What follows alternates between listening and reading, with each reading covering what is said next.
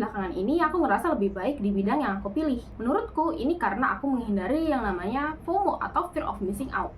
Sederhananya, FOMO itu artinya adalah takut ketinggalan. Sesuai sama namanya, fear yang artinya takut dan missing out yang artinya ketinggalan. Jadi kalau digabung artinya takut ketinggalan. Ada banyak banget hal yang bisa bikin seseorang jadi FOMO. Misalnya, teman mereka datang ke konser tapi mereka nggak diajak. Liburan ke tempat yang lagi tren, lifestyle yang mewah, dan lain sebagainya. Kadang-kadang, sesimpel hangout ke cafe yang estetik atau belanja barang-barang yang lagi viral itu juga bisa bikin seseorang jadi FOMO. Nah, rasa FOMO inilah yang bisa bikin fokus seseorang jadi pecah. Dari yang awalnya mau fokus ke diri sendiri, tapi nggak jadi karena ya ada rasa FOMO itu. Dari yang awalnya mau fokus untuk improve diri sendiri, tapi nggak jadi karena ngeliat teman-temannya ngeposting view yang estetik. Akhirnya jadi pengen pergi ke tempat itu juga. Dulu aku juga sempet ngerasain yang namanya FOMO, tapi lama-kelamaan aku sadar kalau FOMO itu nggak akan ada habisnya. Akan terus ada tempat-tempat yang estetik ke depannya, dan akan ada lebih banyak orang yang ngeposting foto-foto dari tempat yang estetik itu. Kalau sedikit-sedikit langsung ngerasa FOMO, ya nggak bakal bisa fokus ke apa yang kita kerjain. Kita bakal ngerasa terikat, seolah-olah kita tuh harus datang ke tempat itu. Nah, sebaliknya, kalau kita nggak ngerasa FOMO, ya nggak akan ada keterikatan. Aku sendiri pun juga ngerasa lebih bebas ketika aku belajar untuk nggak ngerasa FOMO. Hai everyone, di video kali ini aku mau share gimana cara aku bisa menghindari yang namanya FOMO. Nah, kalau kalian suka konten produktif, jangan lupa like, komen, dan juga subscribe biar nggak ketinggalan konten lainnya. Hal pertama yang aku lakuin adalah aku bakal cari tahu dari mana FOMO itu berasal. Kenapa sih aku bisa ngerasa FOMO? Sebenarnya ada banyak hal yang bisa menyebabkan seseorang jadi FOMO. Salah satunya bisa aja seperti takut kehilangan peluang sekali seumur hidup. Secara alamiah, memang manusia itu lebih takut untuk kehilangan sesuatu daripada untuk memperoleh sesuatu. Kalau dari psikologi, ini disebut dengan loss aversion. Ditambah lagi kalau misalnya ada sesuatu yang langka, otomatis kita bakal menganggap sesuatu itu menjadi berharga banget. Ini disebut juga dengan scarcity effect. Contohnya ketika ada instrumen investasi yang lagi naik daun, apalagi kalau jumlahnya terbatas. Kayak Bitcoin yang hanya akan ada 21 juta.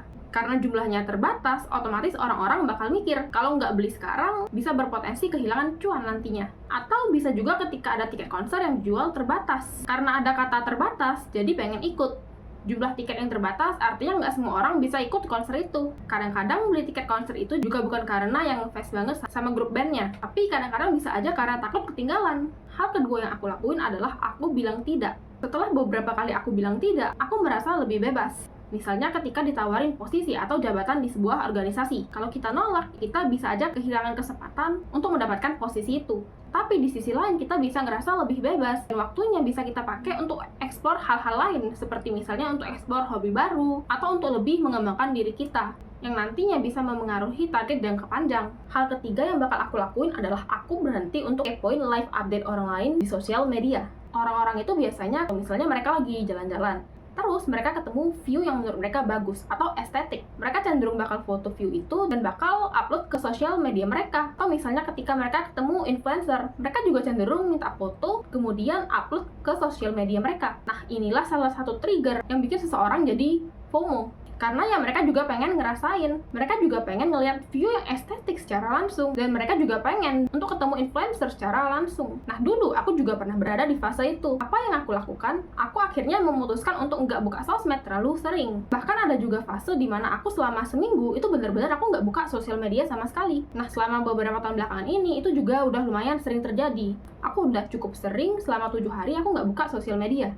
Apa yang terjadi? Ya aku nggak tahu live update apa yang diposting orang di sosial media. Yang aku rasakan adalah aku merasa lebih fokus dengan apa yang aku kerjakan. Karena aku nggak punya informasi tentang live update orang lain. Nggak ada yang bisa bikin aku merasa FOMO. Nah, di sini aku bisa tarik kesimpulan bahwa semakin sedikit live update yang kita ketahui dari orang-orang, semakin kita ngerasa bebas. Semakin kita nggak ngerasa FOMO. Dan akhirnya kita bisa lebih fokus sama diri kita sendiri. Tapi ini bukan berarti kita harus mengisolasi diri kita. Ini juga bukan berarti kita nggak bergaul sama orang lain, itu bukan begitu. Tapi maksudnya kita harus bisa melatih diri kita untuk memilih hal-hal mana yang nantinya bakal berguna untuk kita ke depannya. Kita harus bisa memilih pilihan yang nantinya bisa berkontribusi untuk nge-achieve target kita di jangka panjang. Oke, mungkin segitu dulu aja video untuk hari ini. Dan kalau kalian sendiri nih, kira-kira di antara ketiga poin tadi, yang mana yang paling relate sama kalian?